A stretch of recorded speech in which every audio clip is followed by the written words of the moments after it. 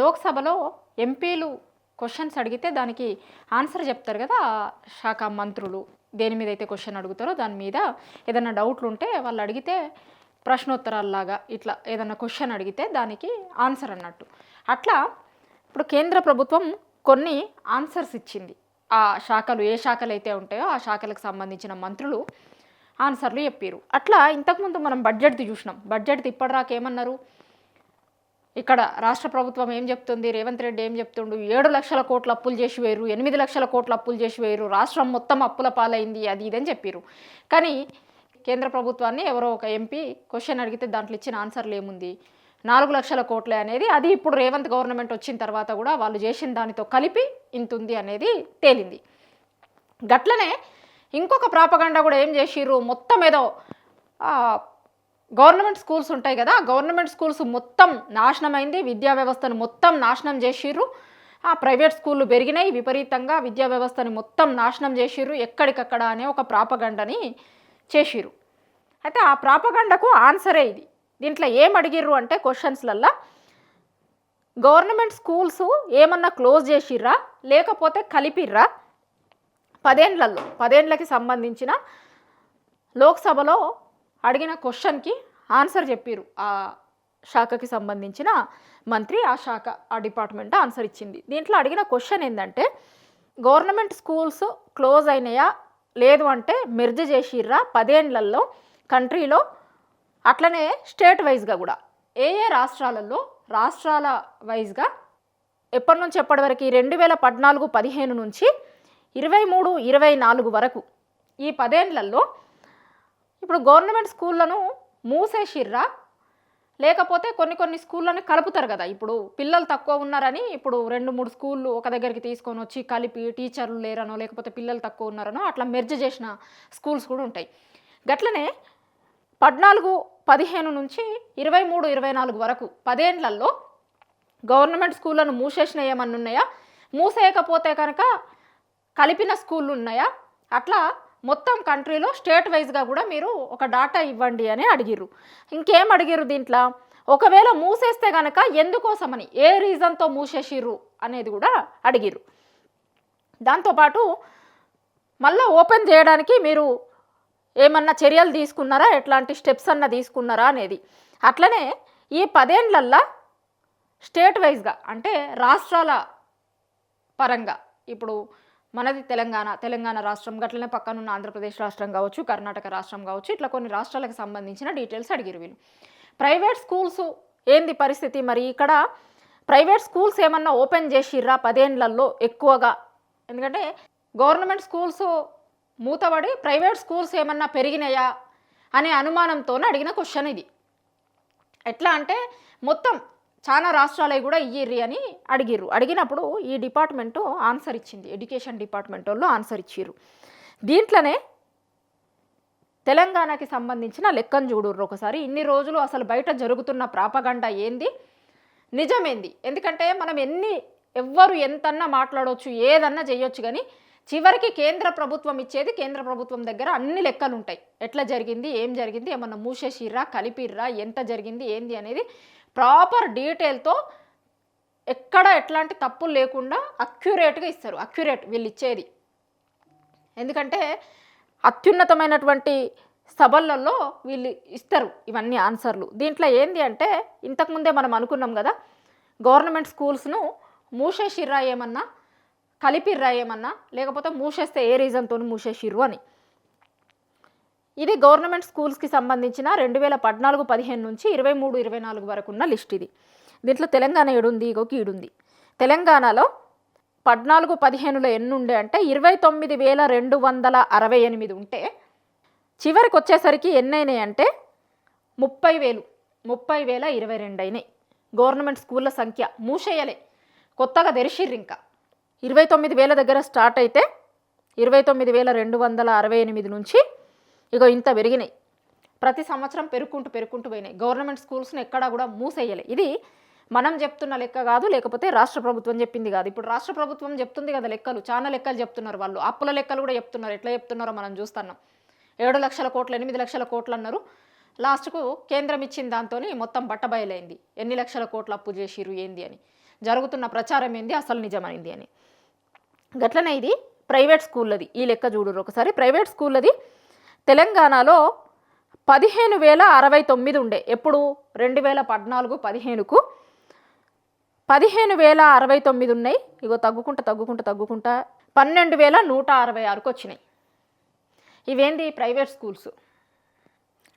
15,000 నుంచి 12,000కు వచ్చినాయి. అంటే దగ్గర 3,000 తగ్గినాయి. కానీ బయట చెప్తుంది ఏంది, మాట్లాడుతుంది ఏంది, ఏం మాట్లాడిర్రు, అసలు కేసీఆర్ హయాంలో రాష్ట్రంలో మొత్తం విద్యా వ్యవస్థ నాశనమైంది అని దుష్ప్రచారం చేసిర్రు. దుష్ప్రచారమే. ఎందుకంటున్నామంటే ఇప్పుడు లెక్కలు చూసిన తర్వాత అర్థమవుతుంది దుష్ప్రచారం అనేది. ఇంకేం చెప్పిర్రు, అసలు మొత్తం గవర్నమెంట్ స్కూళ్ళన్నీ మూతపడ్డాయి, ప్రైవేట్ స్కూళ్ళు వచ్చినాయి, ప్రైవేట్ది వచ్చింది బాగా అన్న లెక్క ఒక ప్రాపగండ చేసిర్రు. కానీ లెక్కలు అదంతా నిజం కాదు అనేది లెక్కలలో తెలుస్తుంది. కేంద్ర ప్రభుత్వం ఇచ్చిన లెక్కలు ఇవి.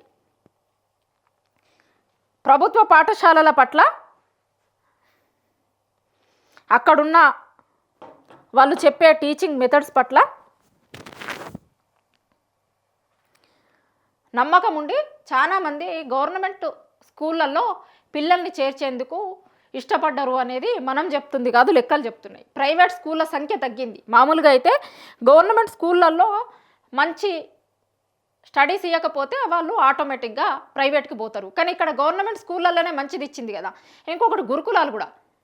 గురుకులాలు ఎన్ని గురుకులాలు వచ్చినాయి, రెసిడెన్షియల్ స్కూల్స్ వచ్చినాయి అనేది కొత్తగా చెప్పాల్సిన పని లేదు. గతంలో గురుకులాలకు 1:6, 7 కూడా పోటీ పడేటోళ్ళు. కానీ ఇప్పుడు మనం చూస్తున్నాం కదా రోజు వార్తలల్లో 1:2 కూడా ఉంటలేవు గురుకులాలలో చదివేందుకు ఎవరు ఇష్టపడతలేరు. ఎందుకంటే దగ్గర 50 మంది చిల్లర పిల్లలు చచ్చిపోయారు గురుకులాలలో చదివేటోళ్ళు.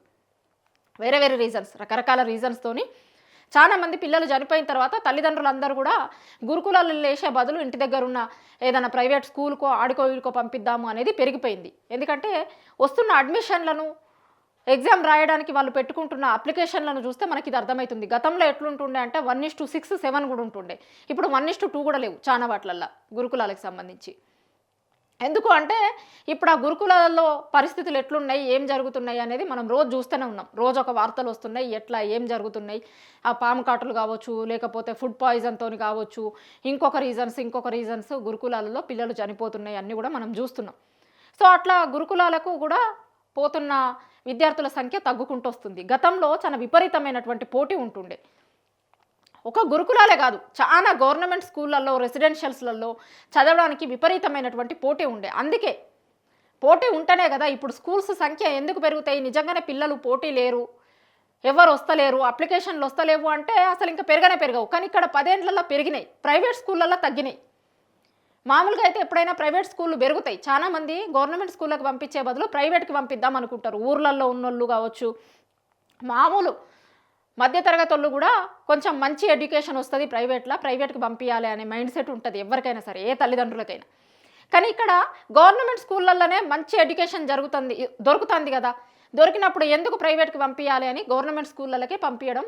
10 ఏళ్లలో గవర్నమెంట్ స్కూళ్ళ సంఖ్య పెరిగింది. చాలా సంఖ్య పెరుగుతున్నప్పుడు ప్రైవేట్ స్కూళ్ళ సంఖ్య కూడా విపరీతంగా తగ్గింది. ఎందుకంటే అక్కడ చాలామంది పోవడానికి ఇష్టపడతలేరు కదా, కాబట్టి అవన్నీ మూతబడ్డాయి. అంతకుముందున్న బీఆర్ఎస్ ప్రభుత్వం గవర్నమెంట్ స్కూళ్ళల్లో అంత క్వాలిటీ ఎడ్యుకేషన్ ఇచ్చింది కాబట్టి, అంత క్వాలిటీ ఎడ్యుకేషన్ దొరికింది కాబట్టి చాలామంది గవర్నమెంట్ స్కూళ్ళకి పోయేందుకు ఉత్సాహంగా గవర్నమెంట్ స్కూళ్ళలో చదువుకున్నారు. ఇప్పుడే ప్రభుత్వం ఏం చెప్తుంది, మొత్తం అసలు అన్ని రంగాలను భ్రష్టు పట్టించిరు వీళ్ళు. మొత్తం విద్యారంగము, ఆర్థిక రంగము, ఇంకొకటి ఇరిగేషను, ఇంకొకటి మొత్తం నాశనం చేసిరన్న లెక్క మాట్లాడతారు ఇప్పుడు.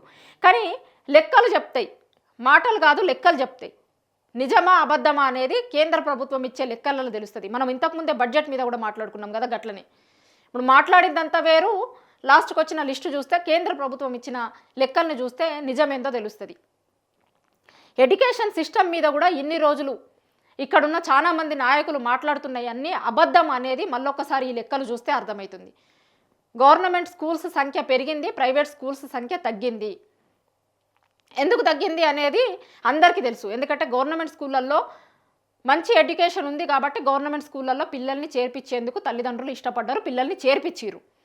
అట్లా గవర్నమెంట్ స్కూల్స్ సంఖ్య పెరిగింది, విద్యార్థులు పెరిగిర్రు, ఆటోమేటిక్గానే ప్రైవేట్ స్కూల్స్ మూతపడ్డాయి, ప్రైవేట్ స్కూల్స్కి పోయే విద్యార్థుల సంఖ్య కూడా తగ్గింది. సరే, ఇదంతా అప్పుడు 10 ఏళ్లకి సంబంధించిన రిపోర్ట్ ఇది. అంతకుముందు బీఆర్ఎస్ గవర్నమెంట్ ఉన్నప్పుడు ఇచ్చిన రిపోర్ట్.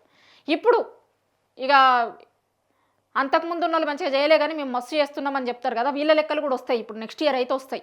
ఎన్ని స్కూల్స్ తగ్గినాయా, ప్రైవేట్లో పెరిగినాయా, గవర్నమెంట్లో పెరిగినాయా ఏంది అనేది నెక్స్ట్ ఇయర్ తెలుస్తుంది. ఇప్పుడు ఈ కాంగ్రెస్ పార్టీ 1.5 ఇయర్ అవుతుంది కదా, దీని లెక్కలు నెక్స్ట్ ఇయర్ వస్తాయి అన్నట్టు. నెక్స్ట్ ఇయర్కి వస్తాయి. ఇవే అంతకుముందున్న 10 ఏళ్లకు సంబంధించి సెంట్రల్ గవర్నమెంట్ అడిగినప్పుడు ఇప్పుడు రాష్ట్ర ప్రభుత్వం చెప్పే చాలా మాటలు కూడా అన్ని తప్పు అనేది ఈ కేంద్ర ప్రభుత్వం లెక్కలను చూస్తే అర్థమవుతుంది. దీన్ని బట్టి అర్థమవుతుంది. ఇప్పుడు బయట ప్రభుత్వంలో ఉన్న చాలా మంది నాయకులు చేస్తుందంతా కూడా ప్రాపగండనే, అసలు నిజాలు ఇవి అనేది ఒక్కసారి లెక్కలు చూస్తే తెలుస్తుంది.